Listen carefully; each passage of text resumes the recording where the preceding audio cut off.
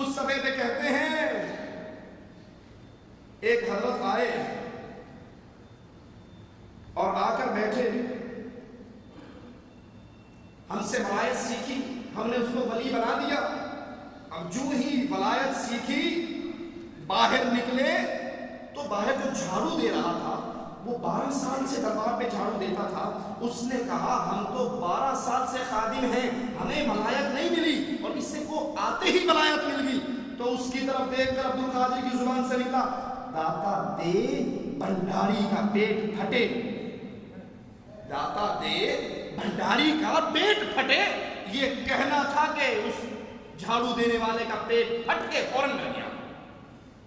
اگر دجال زندوں کو مارنے کی طاقت رکھتا ہے تو یہ کہتے ہیں کہ ہمارے پیر صرف زبان سے جملہ نکال دیں تو وہ نظر ڈال دیں، ان کی نظر ڈالتے ہی مر جاتا ہے۔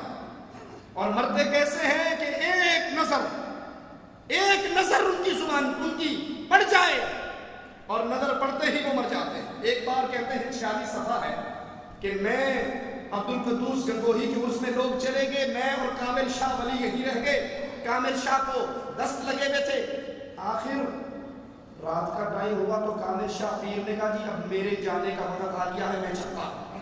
یہ کہا الا اللہ پڑھا اور مر گئے۔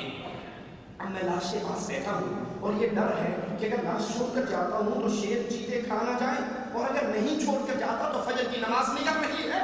صفحہ 46 اور 47 تذکرہ غوث کا۔ کہا ابھی یہ سوچ رہا تھا، دجال نے مردے کو زندہ کر لیا تھا نا، سنو ادھر، ابھی سوچ رہا تھا کہ کامل شاہ پیر نے دوبارہ ڈنڈا پکڑا کہ اللہ کہا، سیدھے ہو کے بیٹھ گیا۔ میں نے ڈنڈا سنبھالا کہ شاید کوئی بھوت آ گیا ہے، کہنے لگا بھوت نہیں ہوں میں، کامل شاہ ولی ہوں۔ کہا آپ تو مر گئے تھے۔ کہا تجھے ٹینشن تھی نا فجر کی نماز پڑھنے کی، میں سرکار سے چھٹی لے کر آیا، تجھے فجر کی نماز پڑھانی، چلو نماز پڑھ لو۔ کہا میں نے نماز پڑھ لی، نماز پڑھ کے آیا تو کہنے لگا بس ٹائم ہو گیا، اب پاؤں سے انگوٹھوں سے جان نکلی، ٹخنوں سے نکلی، گھٹنوں سے نکلی، الگ سے نکلی، کرتے کرتے مرے الا اللہ کہا اور مر گئی۔ وہ تو فتنے کے طور پہ زندہ کر دیتا ہے، یہاں مرے ہوئے نماز پڑھانے کے لیے دوبارہ چھٹی لے کر واپس آ جاتا ہے۔ ملفوظات احمد رضا صفحہ 314 ہے اس کا، 314 پر اپنے پیر کو مردے زندہ کرنے کا اختیار کیسے دیتے ہیں سنیے۔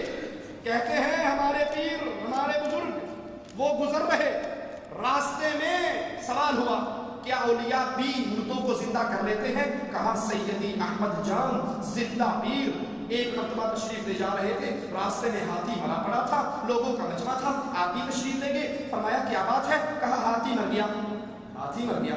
اس کا سونڈ پکڑ کے پیر نے کہا سونڈ تو ویسی ہے یعنی زندہ ہے، آنکھوں پہ ہاتھ رکھا، کہا آنکھیں بھی زندہ ہیں، پیٹ پہ ہاتھ رکھا، کہا وہ بھی ایسے ہے۔ غرض ایک ایک عضو کو پکڑتے جاتے اور کہتے جاتے یہ تو زندہ ہے، یہ تو ویسا ہی ہے، یہ تو ویسا ہی ہے۔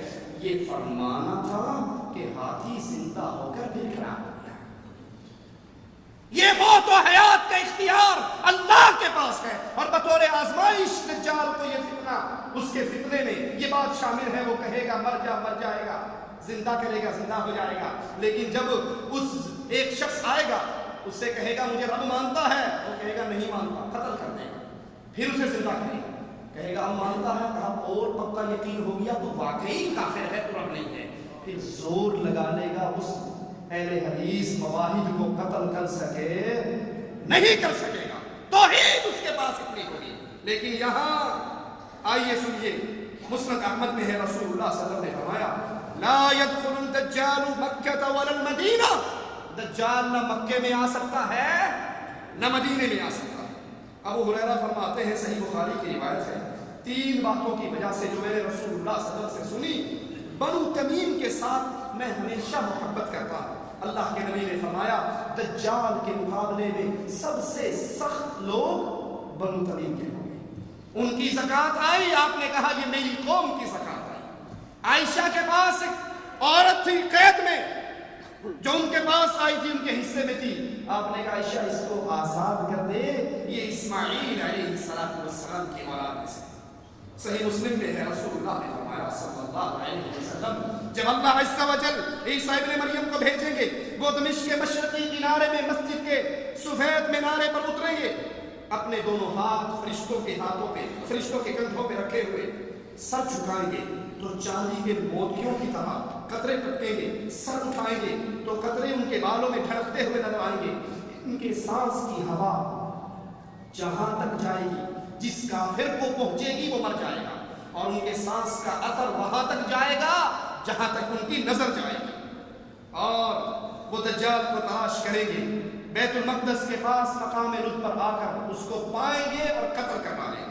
صحیح مسلم میں ابن مسعود سے روایت ہے، رسول اللہ صلی اللہ علیہ وسلم نے فرمایا مسلمان رومیوں سے جنگ کریں گے، فتح حاصل کریں گے، پھر مال غنیمت تقسیم کر رہے ہوں گے، ایک زور سے چیخنے والا کہے گا کہ تمہارے اہل و عیال میں دجال ظاہر ہو چکا ہے۔ وہ لوگ سب کچھ جو ان کے ہاتھوں میں ہے اس کو پھینک کر اس کی طرف توجہ کریں گے، 10 سواروں کو اطلاع لینے کے لیے بھیجیں گے۔ رسول اللہ صلی اللہ علیہ وسلم نے فرمایا میں ان سواروں کو جانتا ہوں، ان کے باپوں کے نام کو جانتا ہوں، ان کے گھوڑوں کے رنگ کو اچھی طرح جانتا ہوں، وہ سوار روئے زمین پہ اس دن سب سے بہترین لوگ ہوں گے۔ درخت اور پتھر یہ دجال کے ساتھیوں کا بتا دیں گے۔ جب عیسیٰ علیہ السلام جہاد کریں گے، درخت اور پتھروں کے پیچھے یہودی چھپیں گے، درخت اور پتھر پکار کر کہے گا تعال یا مسلم ان ورائی یہودی، میرے پیچھے ایک یہودی چھپا ہے، آ اور اس کو قتل کر ڈال۔ صحیح بخاری میں اللہ کے نبی صلی اللہ علیہ وسلم کی یہ حدیث موجود ہے، دجال کو عیسیٰ علیہ السلام خود اپنے ہاتھ سے قتل کریں گے۔ صحیح مسلم میں ہے، ابو ہریرہ سے روایت ہے، رسول اللہ صلی اللہ علیہ وسلم نے فرمایا عیسیٰ علیہ السلام نزول کریں گے، مسلمانوں کو نماز پڑھائیں گے، اور جب اللہ کا دشمن عیسیٰ علیہ السلام کو، دجال اللہ کا دشمن دیکھے گا عیسیٰ علیہ السلام کو تو گھلنا شروع ہو جائے گا، جیسے نمک گھلتا ہے۔ اگر عیسیٰ علیہ السلام اللہ کے دشمن کو چھوڑ دیں تو گھل گھل کے ہی مر جائے، لیکن عیسیٰ علیہ السلام اس کو قتل کریں گے اور اپنے نیزے پر اس کا خون مسلمانوں کو دکھائیں گے۔ دجال سے نجات پانے کا راستہ کیا ہے؟ رسول اللہ صلی اللہ علیہ وسلم حدیث کے مطابق پہلی چیز دجال سے بچنے کے لیے جو سمجھ آتی ہے وہ اللہ پر توکل ہے، وہ اللہ پر بھروسہ ہے، وہ توحید کی پختگی ہے۔ جب اللہ پر توکل کمزور ہو جائے، آئی ایس چلا رہا ہے، مظفر آباد سے نکلا ہے، سہیلی سرکار کے دربار کے پاس پہنچا ہے، گاڑی روک کے سر جھکا کے 10 روپے کی نیاز سہیلی سرکار کے دربار میں ڈالتا ہے۔ پوچھو کیوں؟ کہتا ہے جی سویرے سویرے نکلیا جے نیاز نہ دیتی چلتی گڈی پٹھی کر دے۔ یہ سہیلی سرکار کیا سارجنٹ رہا تھا اپنے دور میں پولیس کا؟ یہ چلتی ہوئی گاڑیوں کو الٹا دیتے ہیں اگر ان درباروں میں نیاز نہ دی جائے۔ آپ نے دیکھا ہوگا اکثر انڈیا پاکستان میں بہترین گاڑی ہے اور اس کے سامنے ایک جُتی بندی ہوئی ہوتی ہے، دیکھیے یا نہیں؟ دیکھیے 2D0 میٹر آگے جوتی بندی ہوئی۔ بھائی یہ جوتی کیا ہے؟ جی مولوی صاحب آپ کو نہیں سمجھنا، یہ جوتی ٹنگ لو تو ایکسیڈنٹ نہیں ہوتا، حادثات سے بچ جاتے ہیں۔ سعودیوں کو بتاؤ بڑے حادث ہوتے ہیں، جوتی ٹانگ لو ایکسیڈنٹ نہیں ہوتا۔ بہترین ماڈل ٹاؤن اے بی میں کوٹھی بنا کر کالی ہنڈیا اوپر رکھ دیتے ہیں۔ یہ کیا ہے؟ اجی کالی ہنڈیا رکھی ہو تو نظر نہیں لگتی، پھر یوں کرو سر پہ ہنڈیا رکھ لو، گلے میں جوتیوں کا ہاتھ ڈال لو، نہ تمہیں نظر لگے نہ موت آئے۔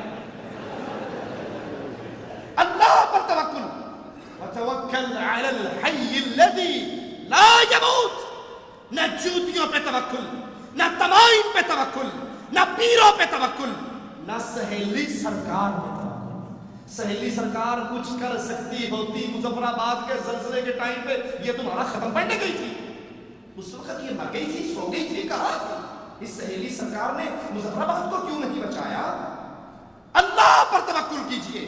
نجات دجال سے کس کو ملے گی؟ جو اللہ پر بھروسہ کرے گا، جس کی توحید خالص ہوگی۔